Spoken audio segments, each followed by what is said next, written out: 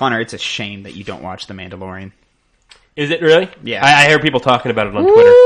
Boy, this last week's episode was good. Is there there's like an overarching story, right? Or is it still? Well, there is now. It feels like at least they've actually inserted a story into it. Unless it's like just a too long episode story and then just. Well, no, it's he's on a quest now. Whereas before it was just kind of like he was just kind of going from place to place, kind of just doing his thing with Baby Yoda or whatever. But now he's got a quest.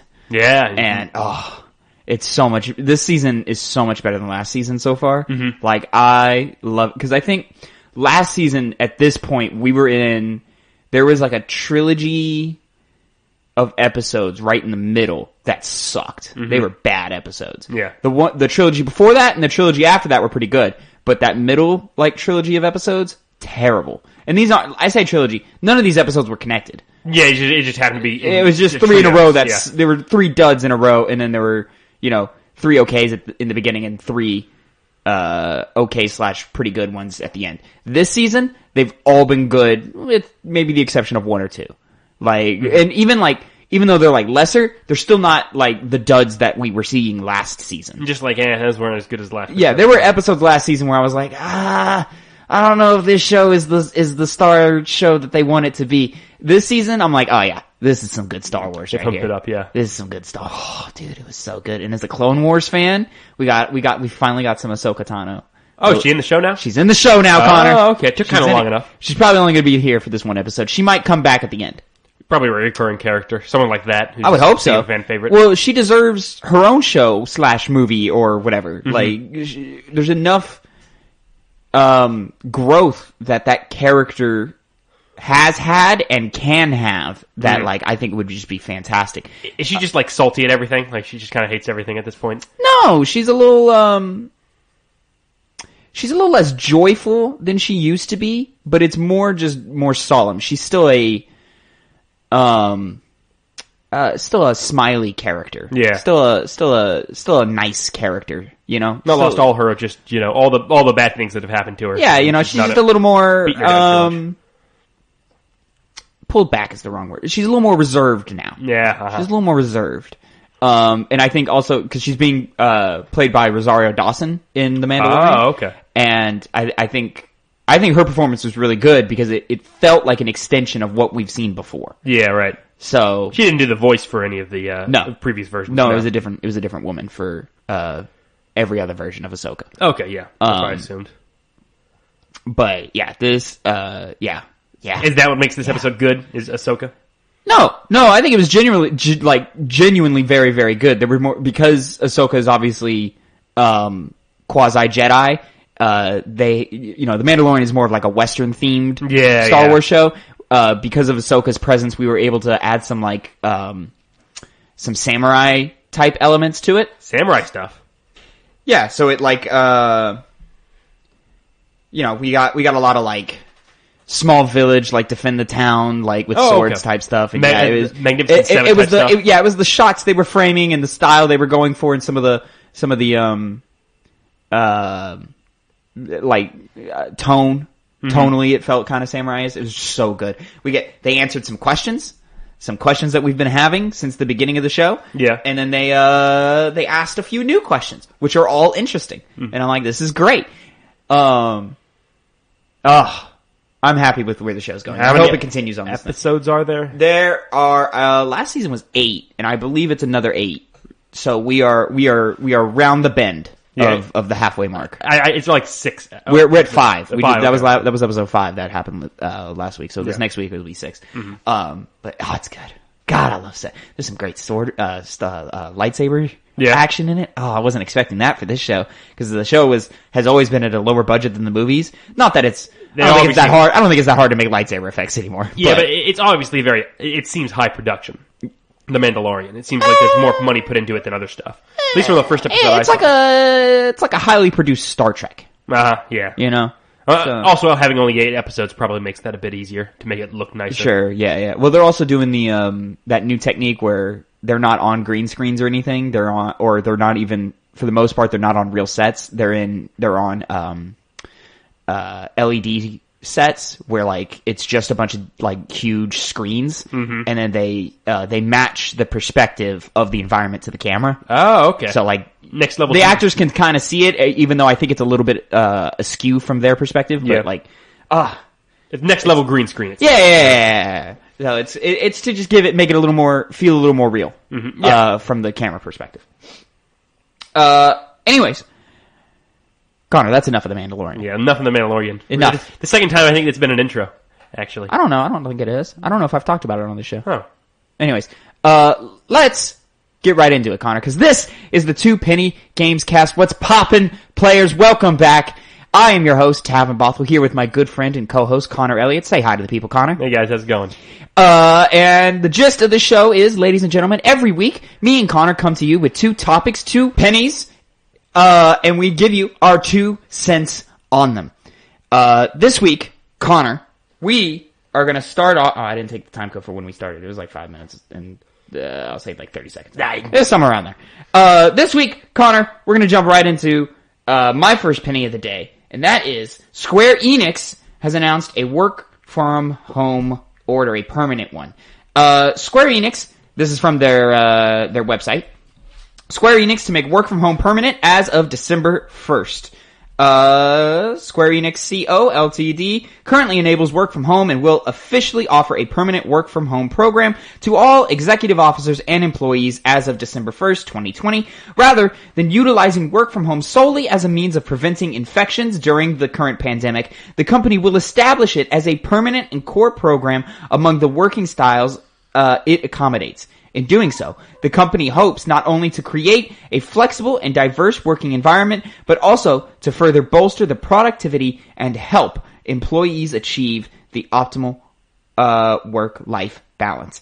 The additional options this program creates will also enable the company to recruit more diverse human resources, as well as to establish an organization capable of adapting to unexpected developments such as disasters and changes in the employment models.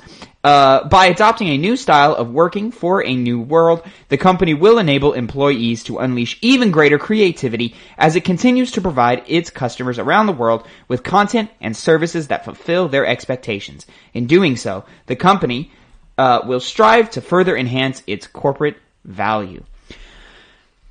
Connor, yes. How are we feeling about this? Well, obviously this doesn't apply to us, considering we don't work at Square Enix. No, not us personally. Yeah, Connor, I know, but as a general rule, as a general thing, I'm a big fan of this. I've actually... really? I'm almost going to go into the workforce. I'm finishing up my college courses. And one of the things that I've been thinking about is my my work-life balance. Like, I'm going to be working a 40-hour shift minimum. Sure. Yeah. So I was just curious about how exactly I was going to balance my work life with my home life. Okay. And I've always thought to myself that a good way to balance those is by working at home if it was possible. Well, obviously, some jobs can't do that, but I would prefer, especially as a journalist major, if I had the option to work from home, I could work from home. And it's obvious Square Enix has taken the advantage on this because this has been a thing that companies have thought about for a while now. You know, the pandemic really pushed it into people doing that as a need of as a necessity. But obviously, Square Enix has seen this as a good way to take it a step forward and not have employees that come into an office to work every single day and just be at home and not have to do the daily commute, maybe be more comfortable in their own home than they would at a workspace. I think this is overall good.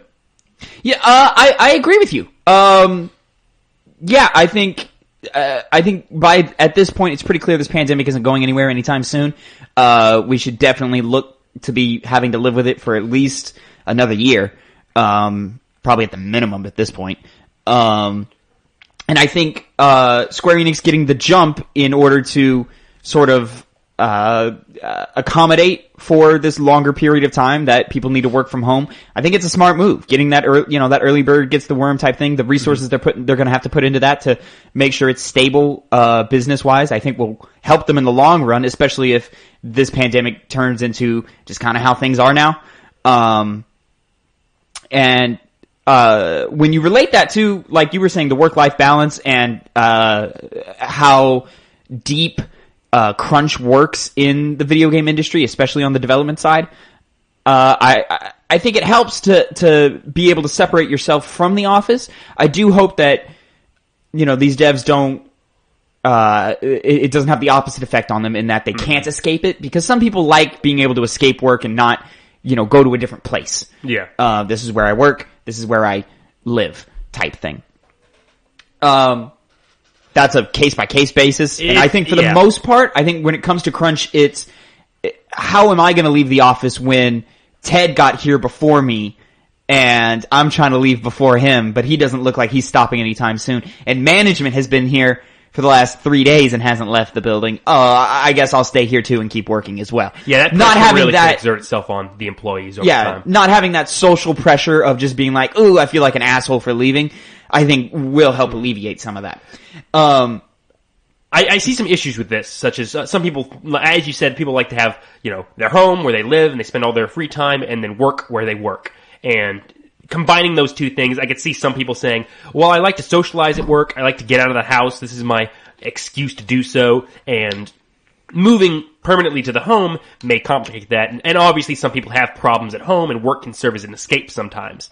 So it really is a case-by-case basis. There's going to be a lot of people that aren't going to be happy with this at Square Enix.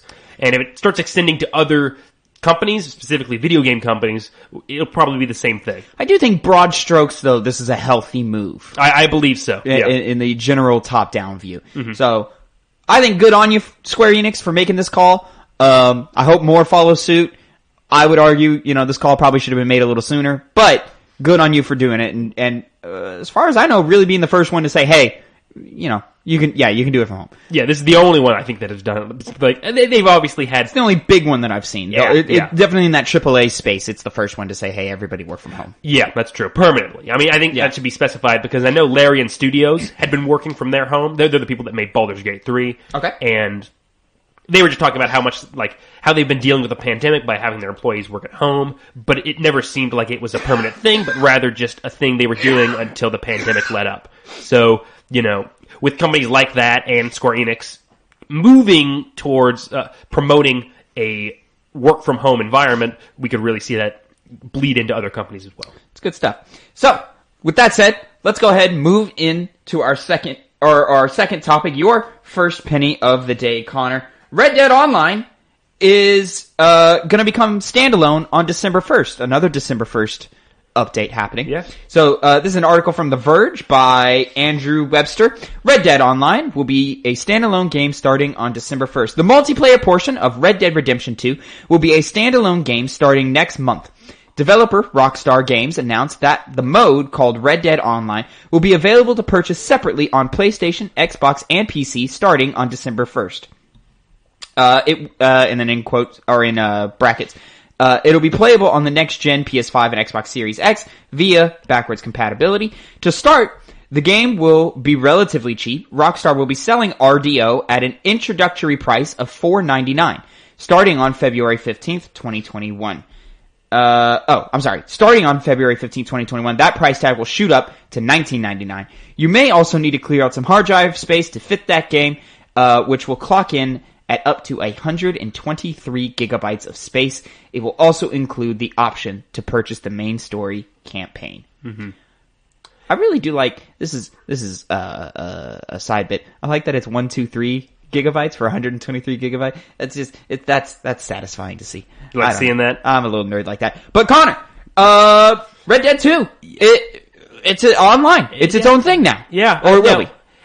I know you hadn't played Red Dead in a while. You never really played the multiplayer? I never saw I tried, it wasn't for me. Yeah, I never actually gave it a shot. It's pretty bare bones. It was pretty bare bones? Or it was at the time. I'm sure by now there's a bunch of shit you could do. That's what I was going to ask, because I haven't heard anybody talking about this. I didn't know people were still playing it. I think I think it's worth noting that GTA 5 Online, still very much you have to purchase GTA 5, because people are still paying the full whatever price it is to play it. Yeah. I were to guess, this is a sign that Red Dead Online was successful, but not as successful as they would have liked, and they would like to get people in at a lower price so that they can get them with those microtransactions that they make billions on. Yeah, you see, my thought when I saw this story was, well, does that mean it's doing good, or is it doing bad? Like, it's doing so good that they can now make it a standalone thing and make more money off of it, or are they really trying to draw in new players? Obviously, they're not going to be very forthcoming with which is the case. Of course. Mm-hmm. Yeah, but we could see it be more popular in the future, especially with more updates if they start to come out. If I were to guess, I don't think anybody in their right mind was thinking Red Dead 2 and Red Dead Online were going to be nearly as successful as GTA 5 and GTA 5 Online. No. I don't think anybody was thinking that. No. I don't think anybody was predicting that. I think if they were thinking that, they're foolish. Yeah. GTA is a different beast than Red Dead is. It's different entirely. Can't be However, big. Red Dead Redemption 2 was quite successful. Yes, it was. So I'm going to assume the online function was also successful in that. Mm-hmm. Did it hit every benchmark? This may be a sign that maybe not, but I'm sure it probably hit most of what they were wanting. Mm-hmm. All that said, $5 to jump in. That's pretty far. That's almost good enough to make me go, oh, sure, I'll get it just to say I have it. You know? And now it is 123 gigabytes, and it will be increasing to $20. It's a lot of space. People don't buy it. It's a lot of space. It was a big game. It is a very, very big game. Big game. There's two games in that game. Yeah, there are. So. It's very understandable for the size of it, but if they increase it to $20, will people still buy it at that point? Because that starts to get to an area where, me personally, I would just say, well, $20 is, I could buy a lot more things with $20. I mean, the first 2 months, $5, I'm sure a lot of people are going to jump in on that. Like, that's true. They're hoping they're catching all the people they need to catch to make it viable. And then from there, you know, it'll be like, okay, you know, little Freddy, you know, he'll jump in $5 because, you know, he got his weekly allowance. And then he'll just keep playing it, and eventually little Timmy, his best friend, will be like, oh, I want to play it, but by that point, we got him. Yeah. You know, so you're bringing all your friends in, $20 now, you know, that's 15 more than they made off of Freddy, and look, Timmy, Jimmy, and Sally are all, you know, suckers. I'm unsure about the content that's in the game at that point, because it's been a while since Red Dead has come out. They've had a bunch of updates. There's like a bunch of like role-playing things you can do, like I think you could be like merchants or something, I don't know. So maybe this will be a sign of them increasing even more content, probably, if they're actually going to try and make this thing more successful than it is right now. But, you know, I'm sure to whoever it interests, one, this is a great deal, and two, I'm sure there's a lot of content in that game that you can do. It just, none of it really interested me back in the day, and none of it's really interesting me now. I played Red Dead 2. I loved Red Dead 2. I'm good on Red Dead 2. I don't need any more Red Dead 2 in my life. Now, you and me did play a lot of the multiplayer in the first Red Dead. What was it for you that made this one not stick as much? I'm an adult, and I don't have all the time in the world. Yeah, to run around and throw dynamite sticks at bears. Yeah, and then also, like, just shooting my friends in the face randomly isn't funny to me anymore. Yeah. You know, well, outside of, like, the first, like, 5 minutes that we're doing it. Right. Whereas, like, when I was 13, I could do that for hours and always have fun. Yeah. And the allure of that kind of, as you grow older, it becomes less enticing when there's other things out there. Also, back then, multiplayer open world games were a luxury, and now we've seen a couple of them now. Yeah, that's true. You know? So you really need to have more in there, and at launch, the grind was ridiculous. Like, you had to do so much for so little, and I just wasn't willing to put in the time for that. How about you? How do you feel about it? Any chance of you jumping in on this? Probably not. Not at all. No. There's so many other games, but I play multiplayer games. Obviously, I play a lot of single player games as well. And out of all the multiplayer games that I can get and I currently have right now, none of those are making me lead towards getting this over those, like Valorant or something like that. The biggest draw for me is just that price in the opening month or two. Yeah, if that's enticing enough for you, it's probably going to bring in a lot of other people as well. Just say, screw it, get the $5. But, Connor, unfortunately, it comes in a month that another huge, massive open world RPG is coming in, and that's Cyberpunk 2077. Is it coming out right now? It's coming. I believe there are rumors that are saying that they doubled down this last week. Did you see the headlines? They're saying they were double downing on the December 10th release date. No, I did not. I believe December 10th. I think so as well. More just rumors, like I said. Anyways, let's jump into that third topic. Your second penny. which is Cyberpunk 2077 cross-save compatibility confirmed on PS5, Xbox Series X. This is an article from Screen Rant by Peter Morix. CD Projekt Red has confirmed that Cyberpunk 2077 will support cross-saving and backwards compatibility on next-gen consoles. The game is set to release on both current and next-gen consoles on December 10th, following multiple delays. Given how notoriously difficult it is to buy a next-gen console, the prospect of getting it on current-gen is likely an appealing one. For a long time now, Cyberpunk 2077 has been as hotly anticipated as the new generation of video game consoles itself. CD Projekt has confirmed, or has promised, a game that is truly massive in scope, packed with details, characters, and side content to explore. Unfortunately, 8 years after the game was announced, fans are still waiting. Alright, this is just talking about the whole thing. This is great. Yeah, cross-save. Now, correct me if I'm wrong. We had known that they were offering free upgrades from the PS4 and the Xbox One to the next gen. Yeah, we've covered it on this show. Yeah. In the early episodes, I believe. Now, this is even better than that. I had, to be honest, in my mind, I had assumed this was going to be the case until I saw this story, and then I realized, yeah, I guess they wouldn't automatically just do cross saves, even if they were offering a free upgrade to the next gen version of Cyberpunk 2077. Well, go ahead. I don't know about you, but I could see this being very useful to me, considering that I'm going to play 100%. This. Me and many other people, due to the fact that PS5s have had trouble getting in the hands of a lot of other people. Which we'll talk about a little later. Yes, a lot of people are going to need to rely on the PS4 version before they get the PS5 version. So, the both of us will have to do that. Yes. And I've seen, I also saw another article about how someone at Cyberpunk, at CD Projekt Red, had spent 167 hours in the game. It was one of their testers. Yeah, one of the testers. Yeah. And, I would hate to go 20 hours into this game and then have to start over. Yeah, start over. So, going all the way up to the very top, 100 hours, 120 hours, it's a good thing that they have this in place to make that more enticing to upgrade it. Sure. I think this is a pretty easy call to make in general. Like, as soon as they were like, hey, yeah, you're getting next-gen versions of the game, I would have been like, okay, yeah, we're going to get the cross-saves, we're going to get... excuse me. We're going to get all those bells and whistles, because... As we talked about last week, CD Projekt Red is really good at playing to the consumer. Yeah. And this is just what you should do. So much so that I think even other companies are taking note. We saw Insomniac this last week or so enable the functionality in which Spider-Man Remastered, and I think Miles Morales, or maybe it was always Miles was this way, but Spider-Man Remastered can now accept your save from the PS4 version of the game. Okay. So you can just load in, pop those trophies, and you're all good to go. Which is what I will be doing. Yes. Hey! Trophy whore. Yeah, it's a good time. So I think this is, I think I've said it on this show before, but next gen is all about convenience.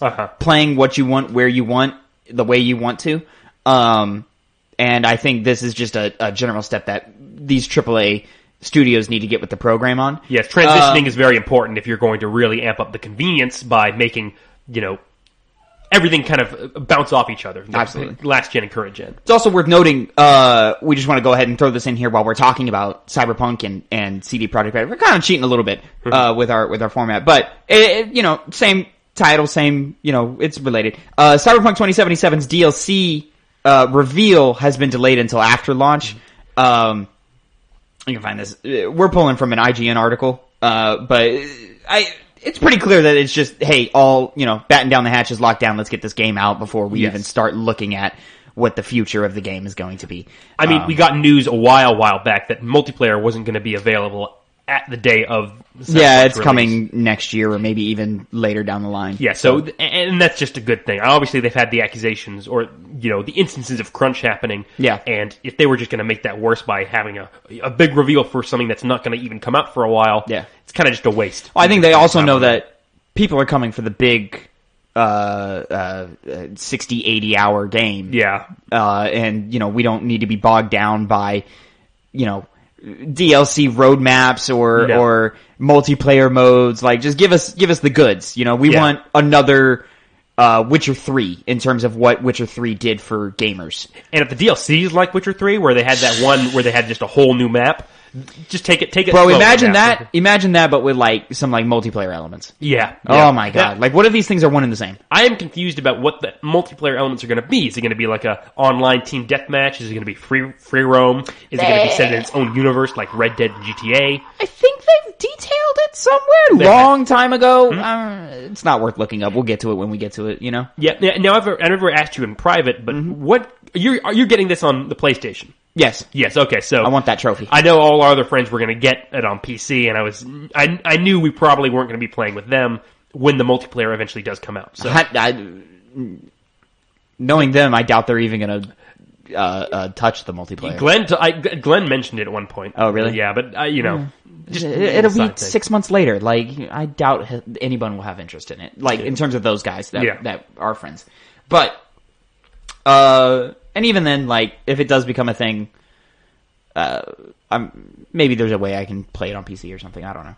Yeah. Anyways, speaking of PlayStation and next gen, Connor, it's here. If you didn't know, and some players are being a little sneaky. They're being little tricksters. You know. So let's go ahead and jump into our final topic of the day, which is my second penny. PS5 users may be getting banned for selling PlayStation Plus collection unlocks to PS4 owners. Another IGN article by Adam Bankhurst. The PlayStation Plus collection is a perk for PS5 owners that gives them access to 20 of the best PS4 games. However, some are exploiting a loophole that allows them to sell and unlock these games for PS4 owners.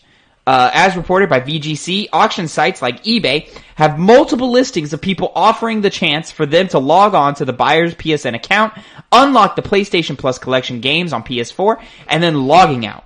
There are certain users that have sold this service to over 20 people, but it appears that Sony may be banning them for doing so. As VGC points out, it may be because Sony has been known to ban people who log into a high number of user accounts in one day as a protection against fraud, but it's pretty safe to say Sony didn't intend for this to be an option. According to users on A9VG, certain users' bans are said to be for 2 months, and the PS5 consoles involved are permanently being blocked from network services. The PlayStation Plus collection includes and then they go on to list, some shit that it includes. Your Bloodborns, your God of Wars, your Persona 5s, etc. Some people are really desperate to make some money off this PS5. Well, just to be able to sell the access and stuff. I mean, you had the scalpers come in, and now this. Yeah, there's been a report going around for a long time that like scalpers are just hoarding like dozens and dozens of consoles. Yes. Which probably leads into the fact that, it's hard to get a PS5, and PlayStation even said on their Twitter account, let me pull it up. Okay, right here. We want to thank gamers everywhere for making the PS5 launch our biggest console launch ever. Demand for PS5 is unprecedented. So, we wanted to confirm that more PS5 inventory will be coming to retailers before the end of the year. Please stay in touch with your local retailers. It's important to note real quick, Sony PlayStation already held the title of fastest selling launch. So they just broke their own record. Yeah. Basically. Good for them.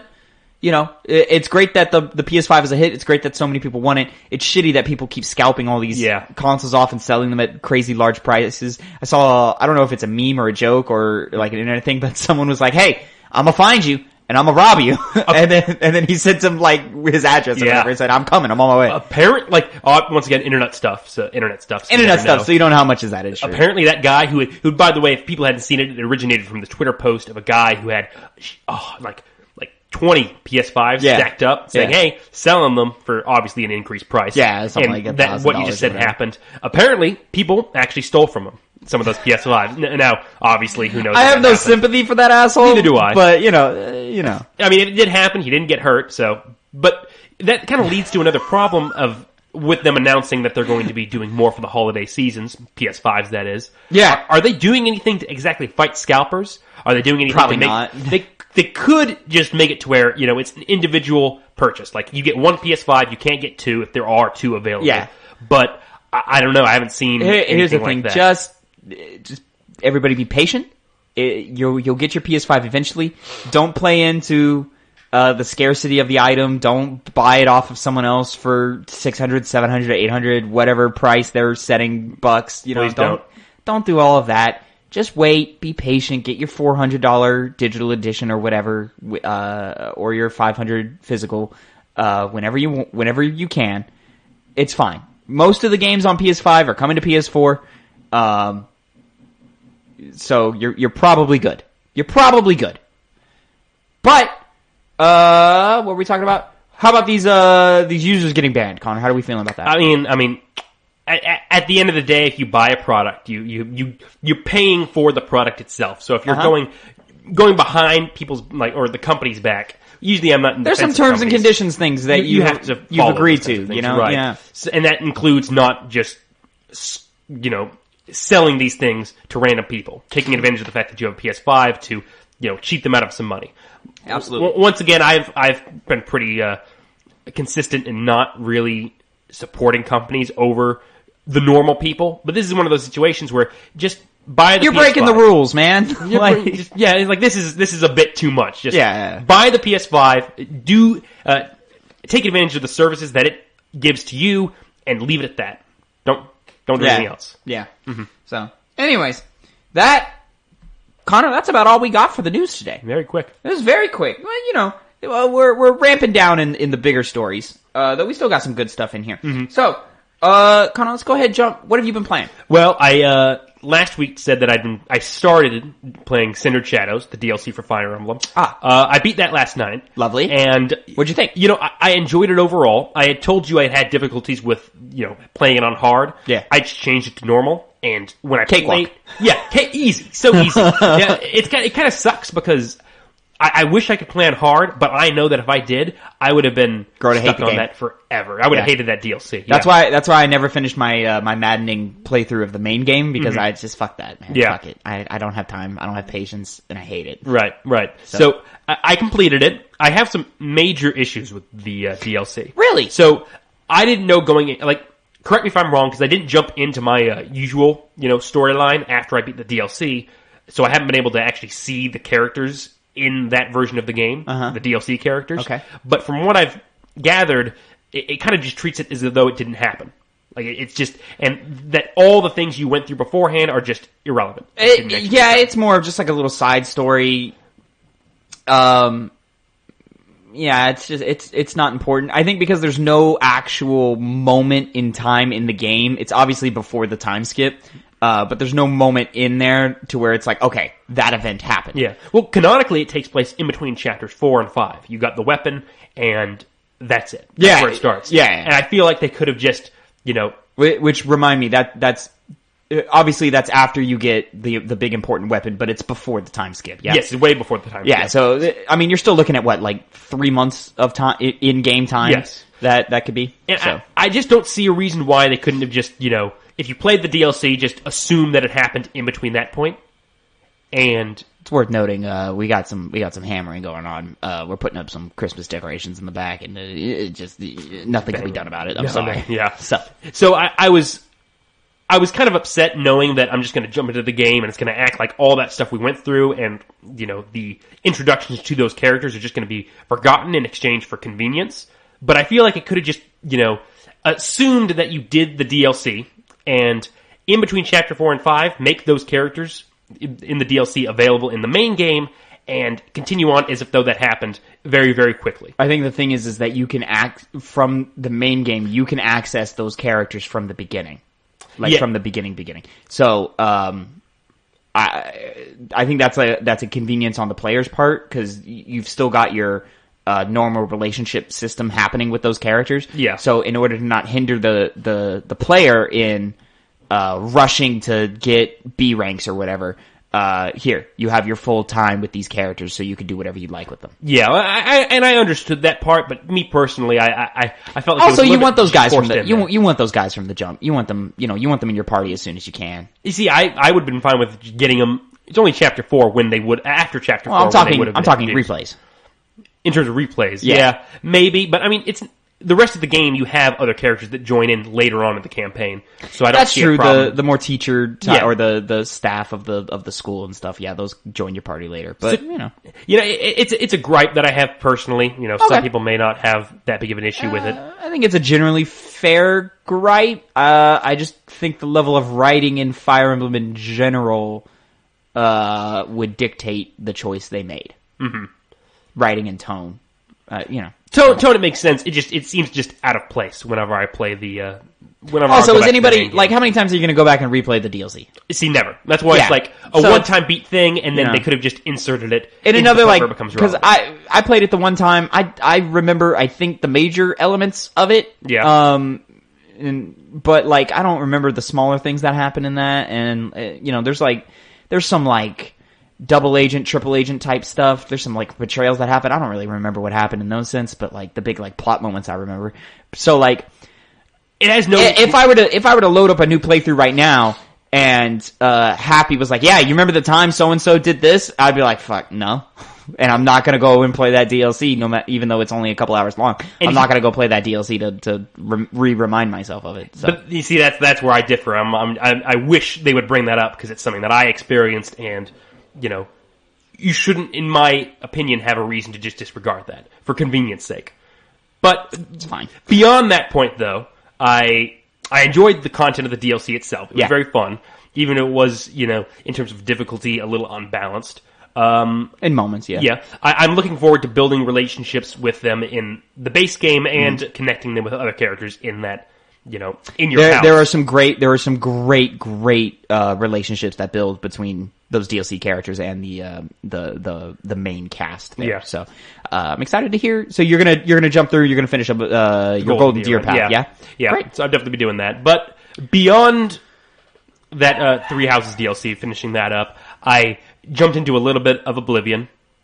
Elder Scrolls Oblivion, yeah. What? Why? Because it was $5 on the Steam sale, and I was like, let's go jump in there. Why you waste all this time getting in my trophies? Defense, you're replaying Mass Effect all these fucking times. Yeah, you replayed Mass Effect like 8 times. I've done it more than that.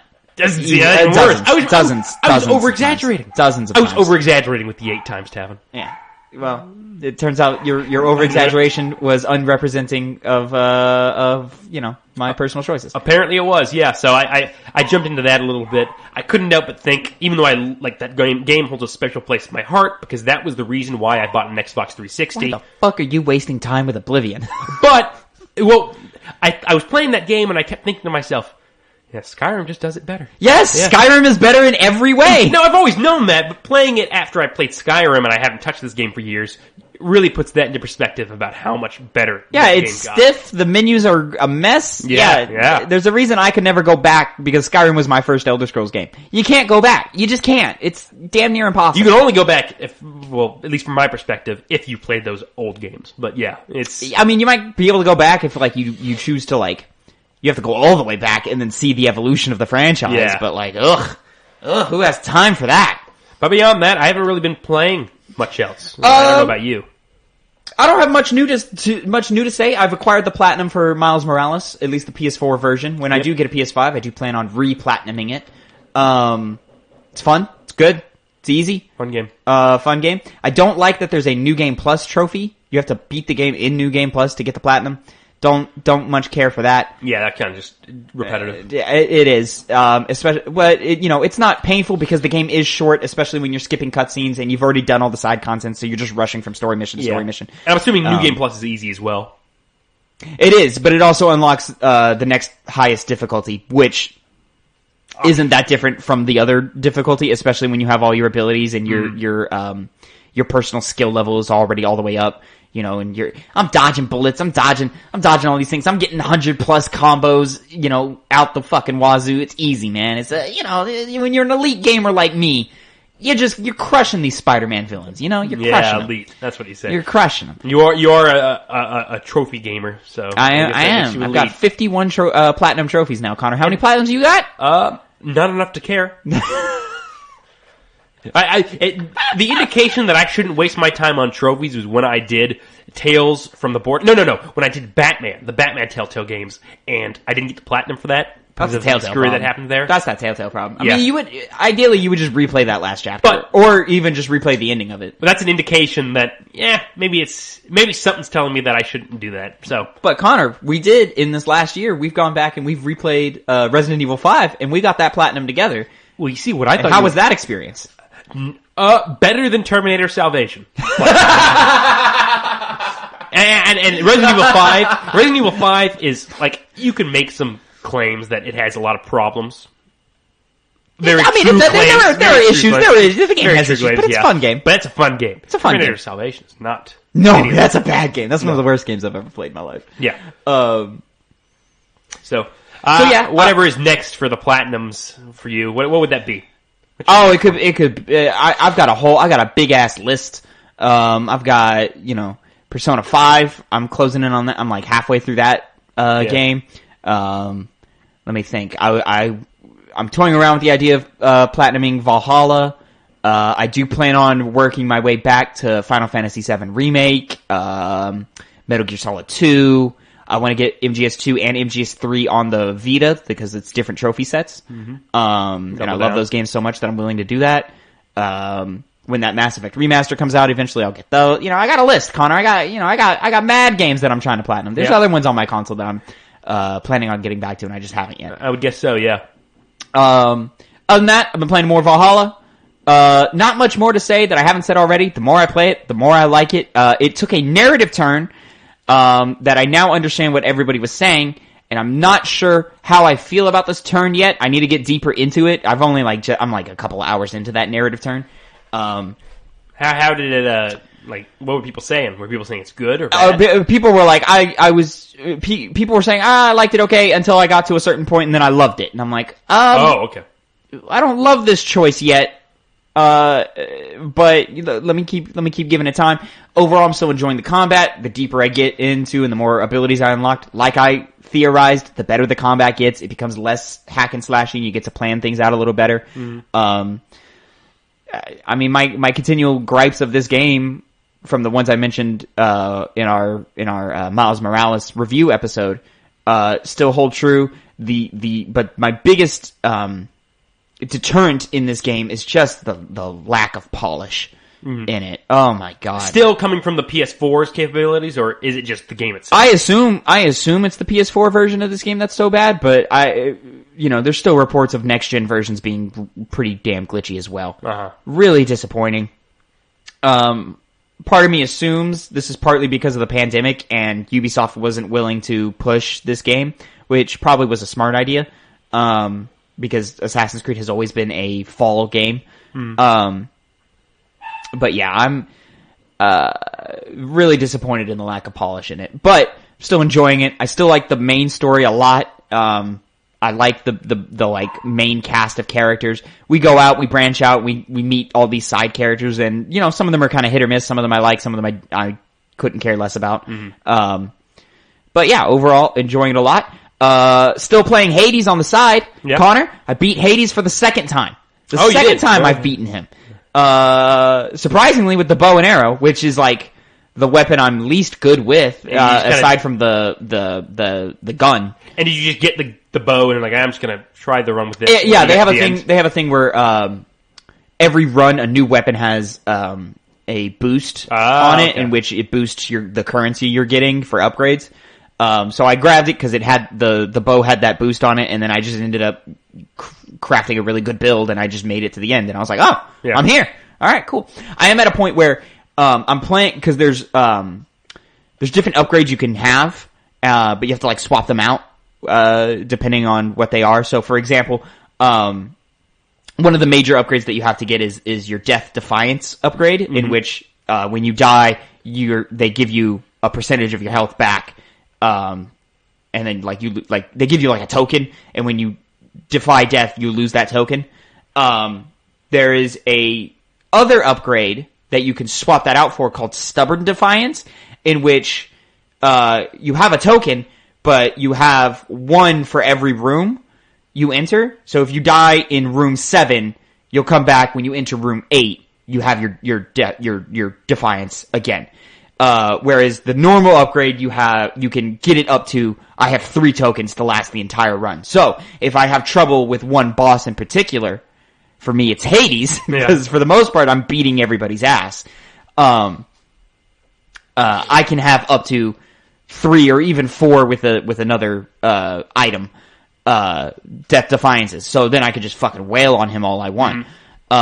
Whereas with the Stubborn, I can only have 1 to 2. Yeah. So now, I'm now at a point where it's like I'm so good at playing the runs that I no longer use the Stubborn Defiances because that's what I was using, and now I've switched back to the okay. Give me the 3 Death Defiances because I don't use them until I get to Hades anyway. And then let me just finish him off that way. So now I'm in that end game kind of way where I'm tweaking my base build in order to get optimal results in late game stuff. So and with this latest boss fight with Hades, did he ever do 3 phases yet? No.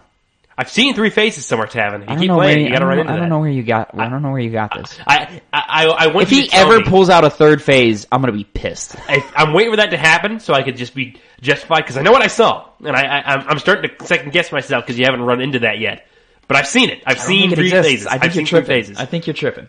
Anyways, Hades continues to be one of the best games of the year, and everybody should play it. So, other than that, I'm trying to think.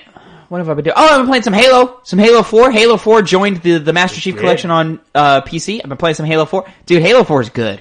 It is. People hate on Halo 4. It's good. It's fun. People really seem to hate on the story more than anything else, rather than the gameplay. 4? Yeah.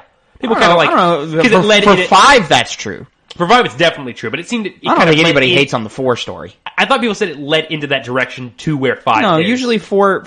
The complaints against 4 is the sprinting and the class and the loadouts and the... I've never thought that. The quote-unquote Call of Dutyization of Halo. Yeah. Which...